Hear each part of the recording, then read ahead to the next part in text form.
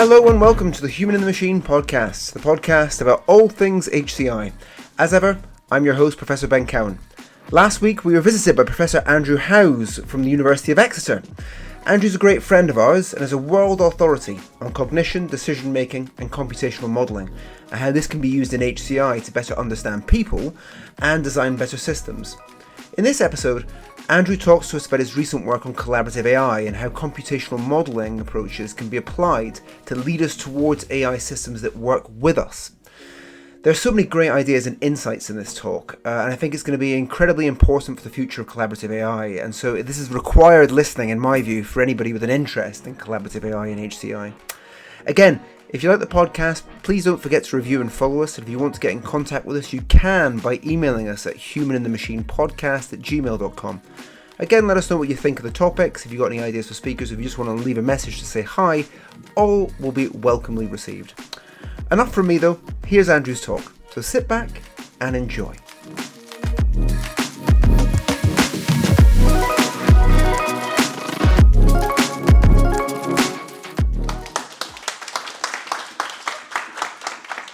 Over to me.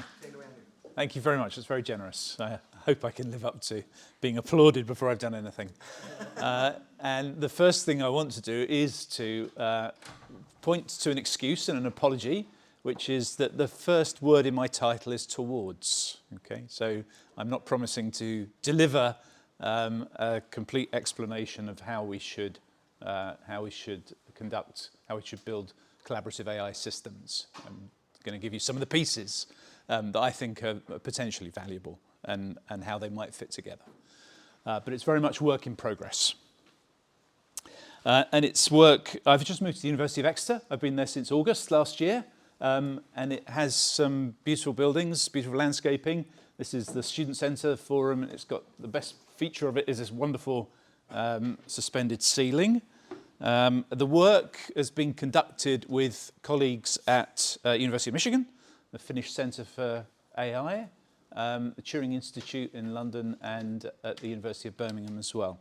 And all of the people named there understand the models that I'm going to talk about much better than I do. So I'm just trying to pull it all together and give an overview. Okay, so it's a very personal perspective on what collaborative AI is, and I think of it as a problem to be solved. So we start by just trying to define the problem before we leap into trying to define solutions. It's a standard sort of approach to computer science. It's our starting point for computational thinking. Start with the functions and then try and figure out algorithms for solving them. Okay, so the first thing about that problem, it's a problem in which humans and AI work together to achieve a goal, and they do so interactively. So unlike much of current AI systems, it's not that the AI system's computing something offline and then the human is going to get information from it whenever they want to, but it's much more tighter interaction, and therefore relevant to HCI and to the sorts of things you're interested in studying. And it's about interaction between dyads, but also groups, teams, collections of humans. I'm going to focus mostly on dyads, interaction between one human and one machine. And it's a problem in which both humans and machines must be capable of responding to and initiating interaction in response to shared goals. So even the illustration here, even the simple act of shaking hands with someone is an example, or in this case in the illustration, shaking hands with the robot is an example of a collaborative interaction. And it requires certain conditions to be met for it to happen successfully. And the thing I'm going to most focus on in this talk is that in order to shake hands with someone else, you need a model of what that other person can do and is likely to do in the situation. So there's a negotiation as you approach them. Are they going to hold their hand out? Are you going to embarrass yourself by holding your hand out and they don't? Et cetera, et cetera. And then how are you going to coordinate where that handshake occurs, how tightly you grip your hand, et cetera, et cetera. All of those things are based partly on your expectations of the person with whom you're collaborating. Or if it were a machine, a robot, your expectations about the machine. The next thing I want to say about it is it's difficult. This is the cutting edge of HCI research, if that's what you're interested in. It's the cutting edge of AI research. We're not actually very good at the moment of getting humans and machines to collaborate. We're not as good at getting humans and machines to collaborate as we are getting people to collaborate. There are no collaborative machines in this room now, but we are all in a collaborative setting, and you will work in collaborative settings in teams and groups to get through your degree as well. And in part, one of the reasons that it's difficult is because humans are highly adaptive.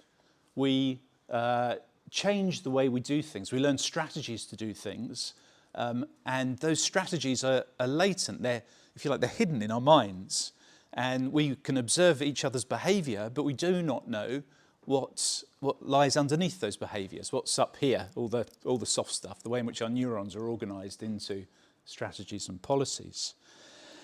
I recently had an argument with a climatologist, and he was telling me about climate science, and he was very proud of the work they were doing. And I said, well, yeah, but that's trivial, which is a really silly thing to say. Really hard problem is understanding the mind, understanding humans. That's difficult. Understanding the climate is easy. And the basis of my argument is that the biological systems are the only systems we know of that are adaptive in the sense that they learn, and they learn strategies in response to their goals and the constraints, the bounds that they're under. And humans are one extraordinarily complex example of that. So another reason it's difficult is because each human is potentially unique. A unique combination of physical capacities, the musculoskeletal system and our perceptual mechanisms, the mental capacities, our memories, etc., our knowledge, and also our preferences, our utilities, the sorts of things that we want to do. There's all the things that we can do, which is what our capacities are, but there's also the things that we want to do. We might be lazy, we might like to be very accurate or very fast, or have a preference for certain kinds of transportation systems, trains over cars, over certain types of accommodation, etc., and certain types of food. We've all got our individuality in that respect. And so in collaborative AI, we don't just want systems that learn to interact with us on average. We want systems that will learn about us as individuals and that help us as individuals achieve what we want to achieve as an individual.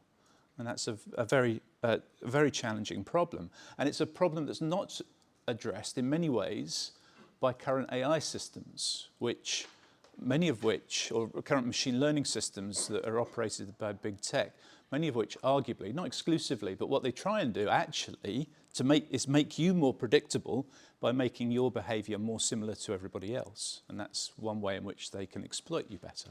So we want to try and move away from that.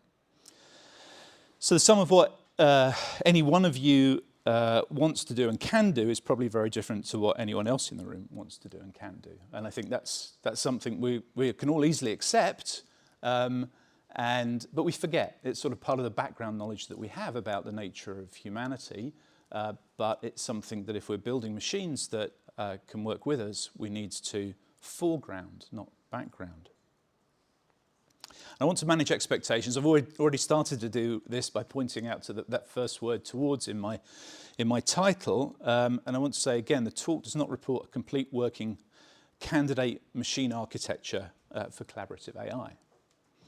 What it does do is report progress on a key set of coordinated ideas and a particular focus on machines that reason with simulation models of humans.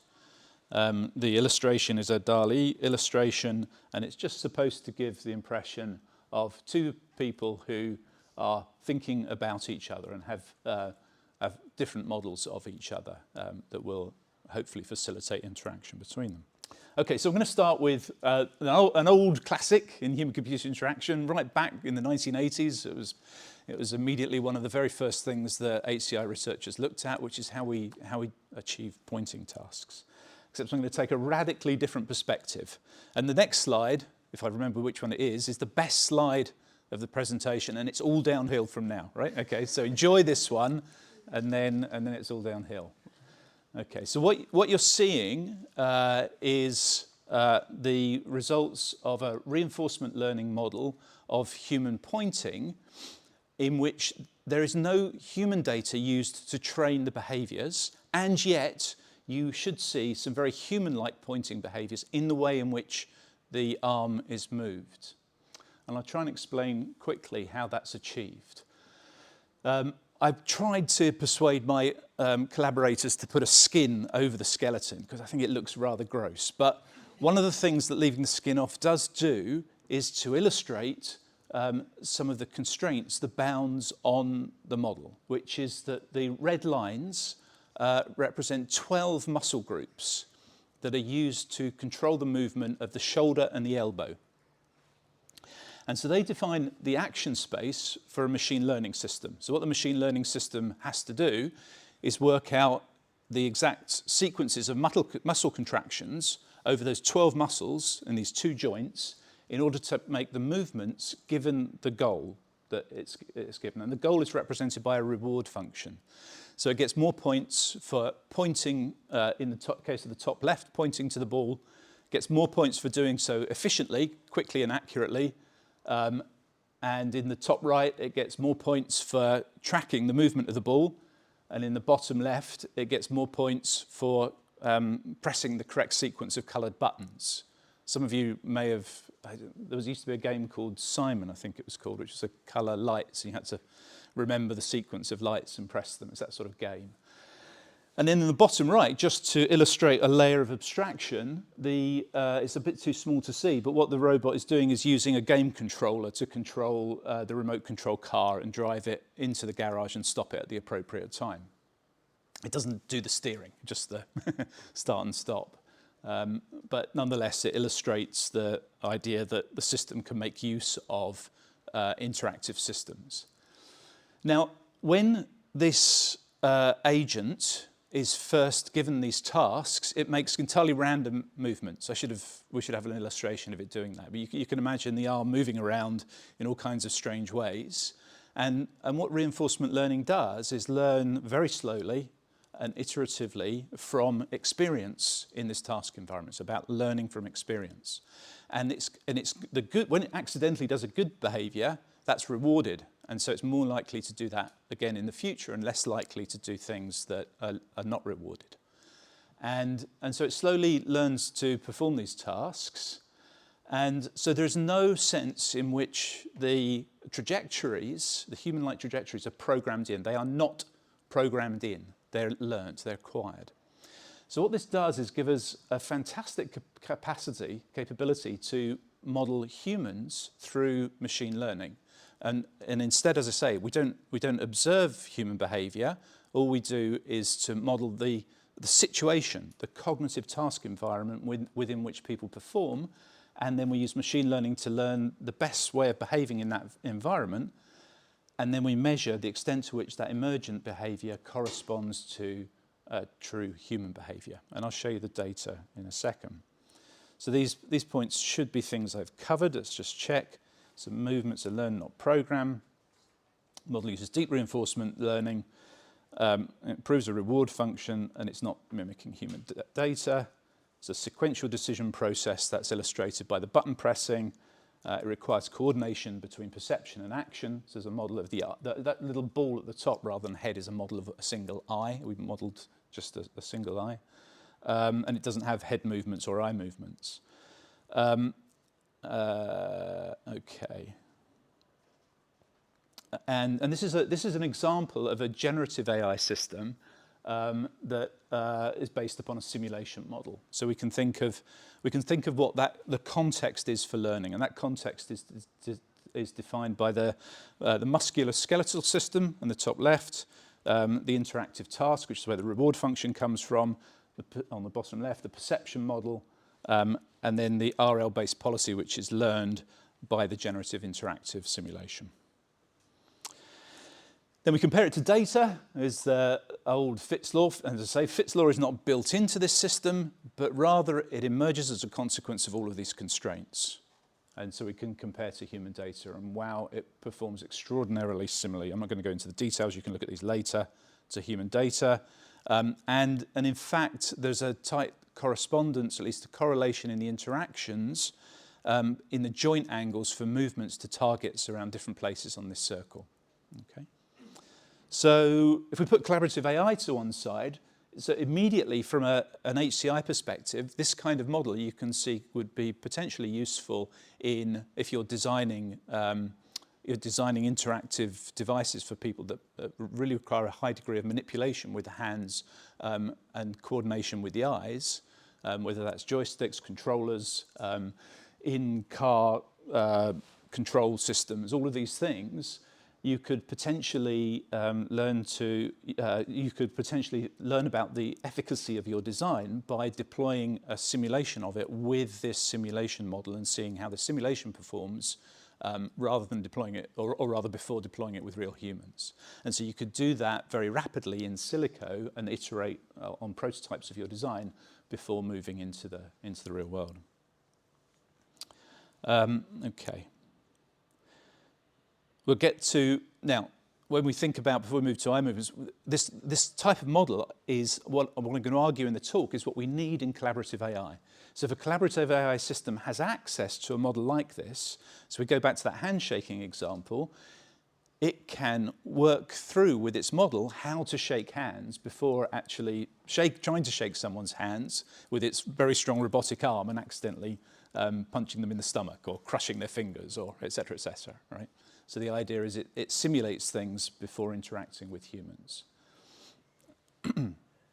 And in addition, it can have a separate model for every possible human. It could have 10,000 models, 1 million models. It can change the model to fit particular humans, maybe a range of humans with disabilities, so that it can adapt its behavior for collaboration with those disabilities, whether that's caused by a vast range of musculoskeletal problems that people sometimes have.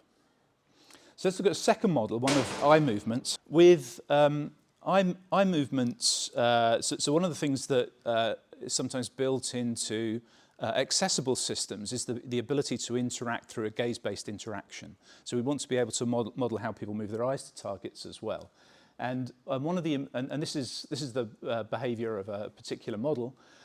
One of the things that's known about eye movements is they do not move directly to the target, the eyes. Rather, it's a multi-step, multi-sub-step process. And that's because the endpoint targeting is very noisy. So we can try. If you look at, if you foveate on a particular point and you see something in your periphery and you think, I'm going to move my eyes directly to that, sometimes you'll be lucky and you get it right on the target. Sometimes you'll fall short and sometimes you go a little bit long, right?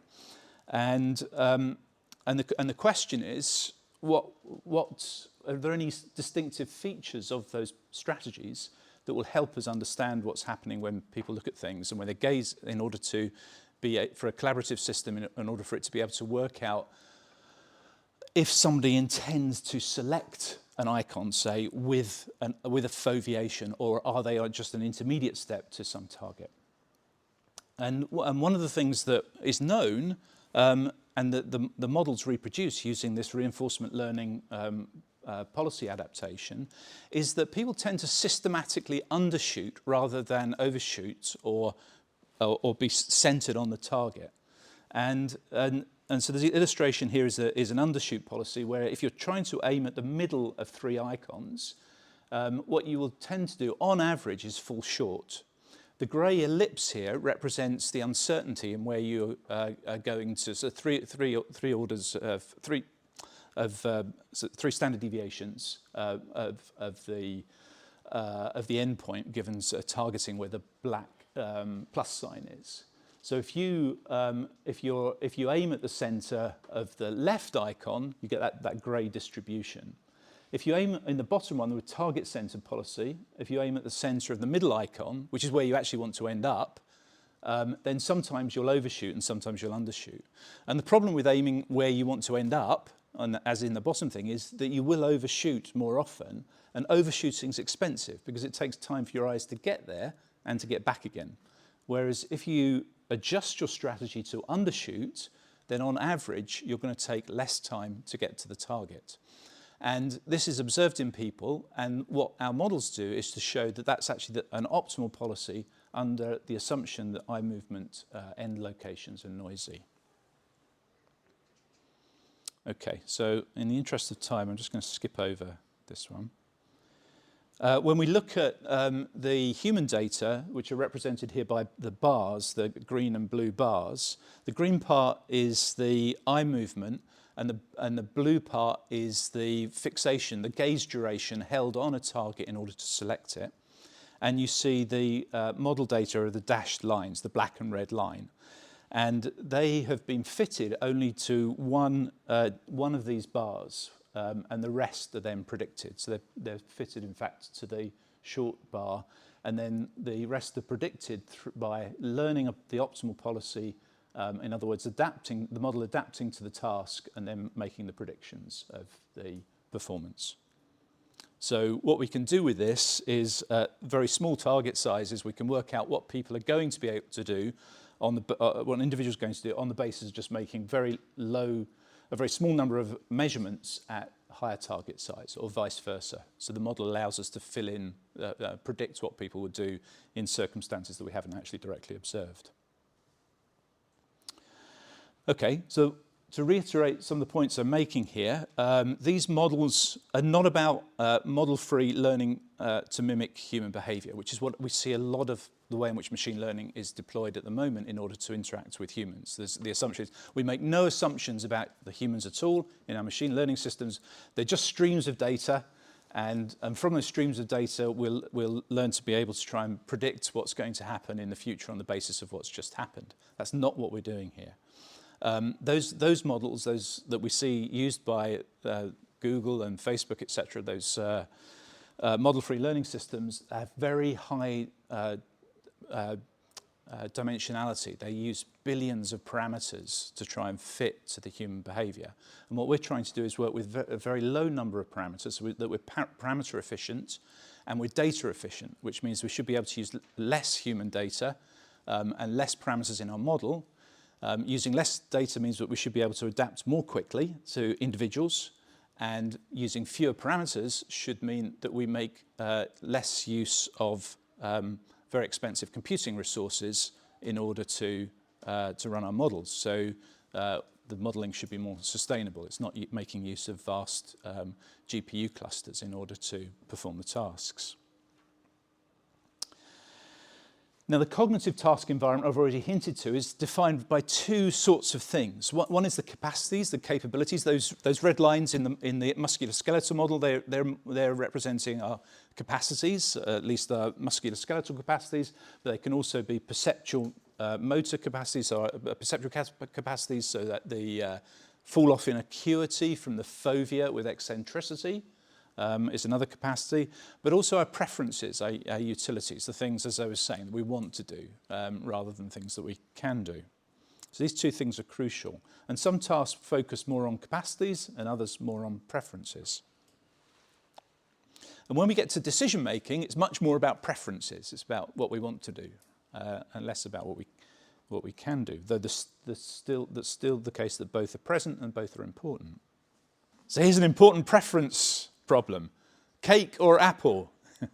And on the left here, our participant in our experiment has chosen cake. That blueberry cake looks so delicious, I can't avoid it. I'm afraid I'm not going to be healthy today. I'm just going to eat the cake. I'll be good tomorrow and have the apple tomorrow, maybe. Right. But as marketers know, we can be manipulated. So if we really want the person to select the apple, or we want to increase the frequency with which they select the apple, then we can provide another apple, a yellow apple, a slightly bruised apple, a slightly smaller apple, something that looks a little bit less attractive than the first apple. And in this circumstance, we can say that the red apple, the one that was there before, dominates in the choice space. It dominates the yellow space, but it's better on every dimension. And in this circumstance, what we're doing is providing a context to the choice, the primary choice. So the primary choice is between the cake and the apple, and we provide a context by providing other options. And that context influences the choice between the two preferred options, the cake and the red apple. And this has been known for 40, 50 years in economics and in behavioural psychology. And, as I say, used by marketers to try and manipulate us. What they want to do is maximise profits for the company. So you see this, for example, in subscription marketing. Sometimes you look through the subscription options, say for The Economist magazine, and you'll see one in there that looks, why on earth would they provide that option? No one's ever going to pick that option. It's like the yellow apple equivalent. But the reason it's there is to make one of the other options that the company prefers look better to you, the customer, and therefore makes you more likely to choose it by comparison. So what is going on here is that people make choices not by making independent evaluations, estimations of the expected value of each of the options in the choice set, but instead by making attribute level comparisons. So we're saying, ooh, okay, these are hard. It's hard to, how do you compare a cake and an apple? Instead, what I'm going to do is do some comparisons of maybe sweetness, maybe size, maybe health, and then I'll choose the one that maybe adds up the most, where it wins on the most comparisons. Now, if you provide a third option, you change the way in which that comparison calculus works out, and you change the choices people make. For a long time, people thought this was an evidence for irrationality in human choice. It's not. We've demonstrated that it's a rational behaviour. It leads to better choices overall. These problems do work with apples and cakes. They work with apartments. They work with a huge range of things. They work in different species as well, before I get onto the current slide. So these contextual choice effects work in every species that has been examined, of which there are 10, 20, 30 species. Including honeybees. Honeybees, you can get to demonstrate contextual choice effects in terms of different types of flower, sources of nectar, and also in something called slime mold. In a Petri dish, you can put a mold thing in there with the sources of food around the edge, and the slime mold will show a preference for options that are promoted by contextual options in the choice set. But one way to really get some hard data in the laboratory, some good old-fashioned cognitive psychology laboratory data, is to give people gamble tasks. So there are two gamble tasks here. On the left, there's a choice between 3, A, B, and D, A, D, and B, and on the right, another choice between A, D, and B. And you'll see that A and B are the same in both choice sets. 0.83 times $12 or 0.67 times $15. And all that changes from left to right is choice D, which on the left is dominated by choice A, and on the right is dominated by choice B. And the consequence of that change in D is that more people, if I gave this task to all of you, and I gave you, on day one, I gave you the left choice set, and on day two, the right choice set, about 20% of you, very roughly on average, will switch your choice from A to B as you go from the left choice set to the right choice set. And the reason is that you don't want to do the calculation. You don't do an independent assessment of the expected value of each of these options. You don't do the multiplication of probability times value. But instead what you do is a comparison of the attribute values that are there. And you say, well, okay, so on the left, A is probably better because it's better than D on both dimensions. Okay, so we can represent that graphically like this. We've got A and B on a line of equal expected value. They're worth about the same, and B is dominating D, and therefore B will be more likely to be chosen given the presence of D here, and if D were close to A, then A would be more likely to be chosen. And we can model this. We can demonstrate that if we give a model, a reinforcement learner, under similar conditions to that humans are in these experiments, and we get the reinforcement learner to learn a choice policy, a decision-making policy, then it will exhibit these effects. And it exhibits the effects more, the more unsure it is of the expected value of each of the options. And so we see that on the graph on the right. So as the noise, it's the model's inability to estimate the expected value of any option increases, the less sure it is, then you see the proportion of the blue bars, the choice probability for the target, where the target is the thing that's proximal to the decoy, increases from about 0.5 to about 0.7. And that's increasing because it relies more on comparison the more unsure it is about what the true outcome is going to be. Now, we're going to come back to this because this is a fundamental aspect of the way in which all of us in the room, maybe with a few exceptions, which we can come back to later if you don't believe you do this, and we might be able to explain why, but pretty much all humans do this, and all species. But there are no collaborative AI systems at the moment, none that are in operation, as far as I'm aware, that make use of this property of human choice behaviour to better help people make choices. Okay? So a question for us is going to be, if we've got realistic, like this, models of human decision making, how can we embed them into collaborative AI systems? Okay, good.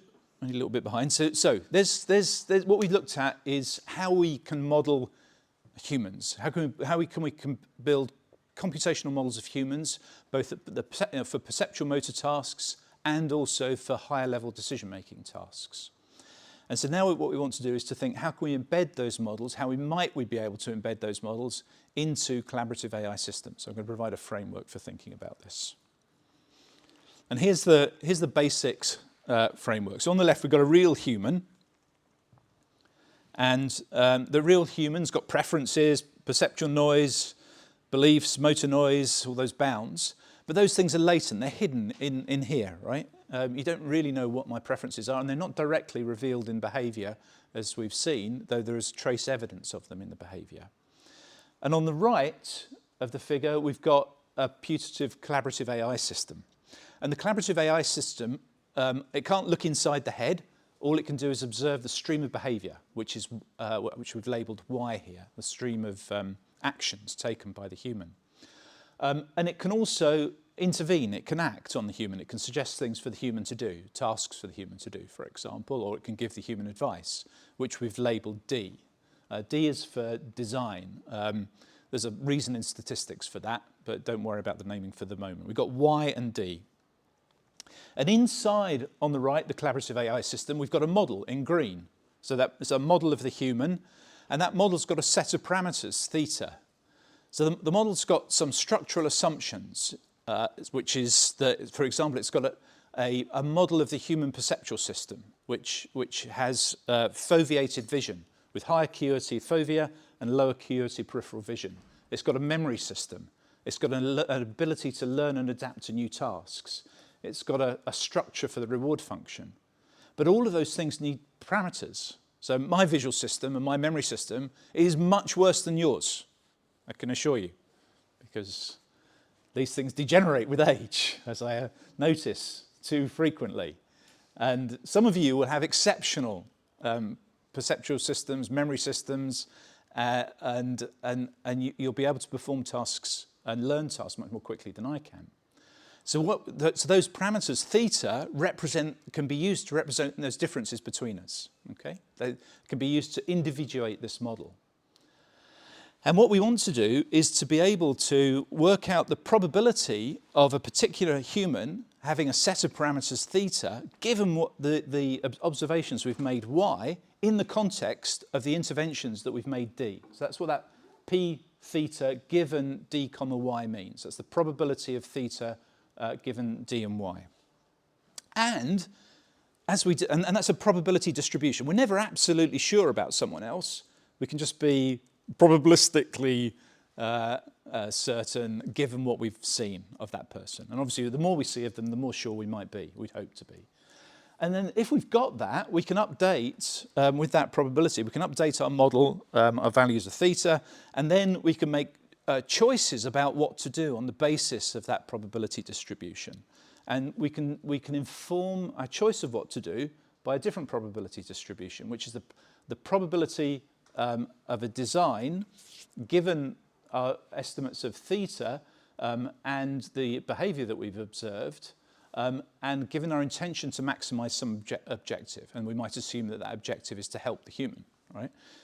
We have to build that in explicitly to say your purpose, the purpose of this collaborative AI system is to help the person you're collaborating with, not to help Mark Zuckerberg or whomever else. Right? Okay. So what that does is it just defines a problem, a collaborative AI problem. We haven't solved it yet. We've just tried to define it formally, but that's a step forward. So there are other views, and I've touched on some of these. This is not a traditional view of a computer interface in which the user issues commands and the machine responds. It's not a model as a list of factors. It's not just like personality traits or things like that. It's not a model. It's a simulation model like the one we've seen with the biomechanical model. It's not human models with intentions but no bounds. So you see this in robot-human learning literature, in the robot-human literature sometimes, where the humans are assumed to just be a sort of bundle of preferences and have infinite capacity. It's not like that. It's not imitation learning, as I've said, where statistical models are built bottom-up from user data. And it's not knowledge elicitation. So in old-fashioned AI, there's a view. And actually, you'll still come across this view as you work in human-computer interaction. And this really, you need to be very careful about this view, which is, if you want to know what people prefer, you ask them. And that's deeply misguided. People are very poor at expressing in language what their true underlying preferences are.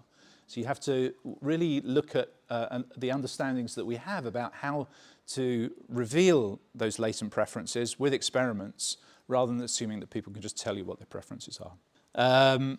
We're going to look at some key ideas in collaborative AI. The first is the assumption about this computationally rational user, which we started to touch on. The next is an idea called approximate Bayesian computation, ABC, which is important for our ability to work out what the parameters of any individual are with whom we're interacting. And we're also going to look at a concept called amortization, which is a way of pre-computing some of the policies that we need so that we can respond very, very quickly to individuals. And we want to think about amortization of the model process and also amortization of the collaborative model, the collaborative process. And then lastly, we're going to look at something called, this is going to whistle-top's tour in 10 minutes. I'm just going to skim what the ideas are and not get into the details. The last thing is something called model-based preference learning, which is a framework for collaborative AI that I think we're going to see a lot more of, which is where we try and learn from humans by giving them recommendations. So we say, we all use recommendation systems all of the time at the moment, even now. So even when we use, say using Amazon, you get a list of things that it thinks you will want given the search terms you've put in, and they're rank ordered. And they're based upon some sort of model, your entire history. But I think that we believe that given a model like the models we've been describing of decision making, these could be better, and they can also be embedded in systems for your advantage, not for Amazon's advantage. Okay, so that's what we mean by model-based preference learning, but we'll come to it. Okay, so the computationally rational user, what does this mean? So this is a theory of interaction in human-computer interaction that with my co-authors Antti Ylösväärta and Jussi Jochanan, we published a paper in 2022, and I encourage you to read this paper. If there's one paper that you do go away and read after this talk, it would be this paper, because it's, I think, quite accessible view of humans as adaptive, highly adaptive agents. Okay, so what does that mean? Okay, so this is, if we think of a human as a machine learning system, and a number of you will already balk at that assumption, okay? What we want to do is to model a human using machine learning. And then what's critical is that we define the bounds. We define the mechanisms that are fixed and immutable in humans, given the parameters, and that we then use the machine learning to find the policies given those fixed and immutable bounds. And if we define a human as a Markovian decision problem, an MDP or a POMDP or a belief MDP, with systems for memory and perception and motor control, as you see on the right-hand side here, then we can fully deploy the power of modern machine learning in the form of deep reinforcement learning or generative models in order to learn human-like policies given the bounds that are imposed by those peripheral cognitive systems. That's the idea. That's it. That's all I'm going to say for now. Okay, so approximate Bayesian computation. Oh, sorry, I will say one more thing about this. So this is the structure of the model that underpins all of the models that I've shown you earlier. It's exactly the same model. The biomechanical models and the decision-making models all use this structure. Approximate Bayesian computation. Okay, so if you remember this figure, again, so these probability distributions, a probability of theta given d and y, that allows us to take a Bayesian decision perspective on the inference of the parameters of the human model. The problem is that to use Bayes' rule, which is represented here, I'm not going to try and explain it, but in order to use it, we need this likelihood function, which is the probability of the data given theta. And finding likelihood functions is very difficult, and it's actually almost impossible for simulation models like the ones that we're working with, adaptive simulation models. What they do is give you the probability of they do not give you the likelihood, the probability of the data given the parameters. They give you point values, point estimates of the data given particular values of theta, and they take a long time to calculate each one. So we have to try and work out what this likelihood is. We've got a prior probability over the theta. We'd have to try and work out what this likelihood is. And what we need to use is a set of techniques that have been developed in biology that are called likelihood-free models in statistics. And one commonly used likelihood-free estimation technique is called approximate Bayesian computation, and it uses what's called rejection sampling. So we want to build this posterior distribution given our prior distribution of theta and given our observations of nature. And so what we do is we define a difference function d, a discrepancy function, where we calculate the difference between the observed points and the simulated points of the data. And we accept those that fall within that discrepancy, the green dots here, and we reject those points that fall outside, the red points. And so what that does, it allows us to combine our prior estimate, which is in theta that we're using as a generator, with our observation in nature to directly calculate a posterior distribution of points that takes into account the evidence in nature and also our prior. And so we shift our prior distribution to generate a new posterior a new posterior distribution of points, particles, they're sometimes called, in order to update our model with the data. And this is an efficient way of collaborating of working out what human parameters are and therefore building a basis for collaborating with them. And then the next idea is amortization of model and collaboration. So one of the problems we've got is that in order to calculate these discrepancies between the human performance on the left and the model on the right, we have to learn a new policy for every value of theta. So we're constantly having to do this learning. So even though I'm claiming at the beginning, I've claimed that this is parameter efficient and it's data efficient, and it will end up as being computationally efficient, it's still too expensive to run in an interactive mode. It's much more efficient than the big GPU-intensive systems that Google and Facebook use, but it's not quite efficient enough to use in an interactive mode whereby the system can respond to a human immediately. So we need to be able to amortize, which means to pre-calculate a lot of what's happening here. And we do that in the following way. So we start off with our untrained user model, and we train what's called an ensemble version of that model. So that's a version of the model that is parameterized for all possible humans. So it has a policy variant for every possible human within our space, within our model space. And that's that phase one. And then we use that model of that ensemble model of the distribution of possible humans to fully train a collaborative AI system that can immediately respond to any of those possible humans in the model.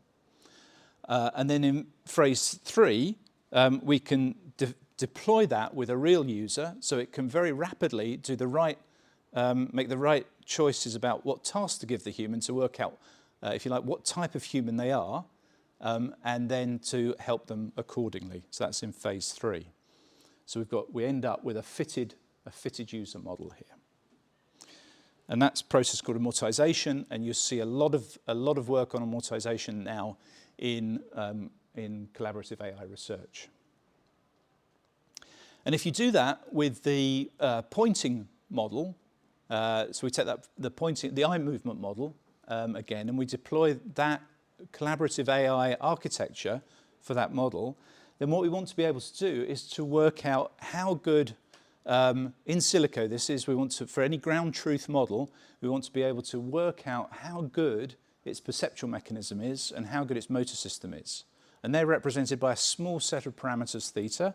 So here we have on the left panel the perceptual noise weight, oculomotor noise weight, and the fixation duration B of the system. And each dot represents a different ground truth. And so you have the true value on the y-axis and the predicted value on the x-axis. So in an ideal system, what we're looking for here is a collaborative AI system that can rapidly work out what the true value is. It can predict it, in other words. And so what you would look for is all the dots along the red line. And while it's not perfect, what you see is that there is a very good correlation between the two. So the model, within a few trials of experiencing the human eye movements, of watching the human move their eyes, it's able to predict which of the models it corresponds to. Okay, so then lastly, model-based preference learning, just to finish off. So this is where we are at the moment. So our 2024 paper. We're working with, so this is bringing all of this work together over the past few years. And at last, we've actually got some industry people interested in what we're doing, and they said, okay, yeah, that looks like that's going somewhere. And the company is AstraZeneca, the pharmaceutical company. And they've got this problem that their drug designers will come up with a molecule and say, we think this molecule could be fantastic for curing cancer or curing whatever disease or helping with whatever disease. They then pass it on to the chemical engineering team. And they say, can you build us some of this stuff? And the chemical engineering team looks at it and says, oh my goodness, that's horribly complicated, but we'll think about it. And so what they have to design is a pathway of reactions from very simple molecules that they've got readily in stock through to this single target new drug. And their problem is not generating reaction pathways, which they can do, and they use some systems to help with systems that do that, computing systems that do that. The problem is that those systems generate too many pathways. They generate hundreds, thousands of pathways for any particular target molecule. And so then the problem is, well, how do they rank order them so that the chemical engineers can select them? So this is a classic collaboration problem, right? The machine's generating a set of candidates, and then you want to have a human in the loop to be able to choose between those candidates.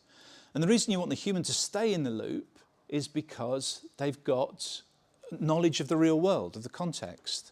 And so the engineers will have, in fact they vary, one engineer might have a high preference for environmental protection.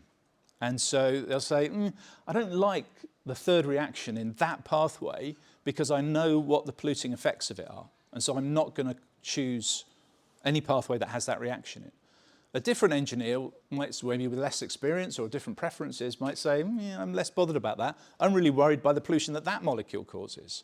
Or I think if you look at the whole pathway here, then actually the environmental effect is less than the overall effects of this pathway. Or another might be, I just care about the finances. This is the cheapest pathway. Okay? And it's not possible for us to say there is a right answer or a wrong answer to build into the system for these preferences. It's about the context, and a context that changes. It's about humans. It's about a human problem. And any AI system we build in the future, I think this is a fundamental point, needs to work with human preferences. And so what we're doing is building a system that, in fact, we built a system that rank orders the reaction pathways generated according to its current model of a particular engineer's preferences. And as the chemical engineer makes more and more choices, as the AI system has more and more experience of the engineer, it adapts its model using the processes I've just described, using approximate Bayesian computation in order to learn and better advise that engineer in the future. And there's a little test to show this. Standard machine learning system uses a Bradley-Terry model. We won't go into the details of that. Our model-based approach is the orange line, and you see that it has less recommendation regret, where recommendation regret is the amount of, if you like, error in the recommendation. It's the difference between what's recommended and what's chosen. And so we see over the number of preference queries, just within 20 preference queries, our model is outperforming the standard machine learning model in this collaboration. Okay, so just a summary. Collaborative AI offers a substantive problem for computer science. User modeling is one key capability on which we're making progress. User models can be embedded in AI systems to improve collaboration, and models are parameter and data efficient. But we also want to think about the future, and this isn't just about efficiency, right? It's about self-actualizing. And too many AI systems, machine learning systems at the moment, are built in order to maximize the profits of corporations. And what we want to do is to think about how using the individuation, I think, that's possible with these models, is how do we get them to work for us and for our true needs and requirements. But I'll finish there. Thank you.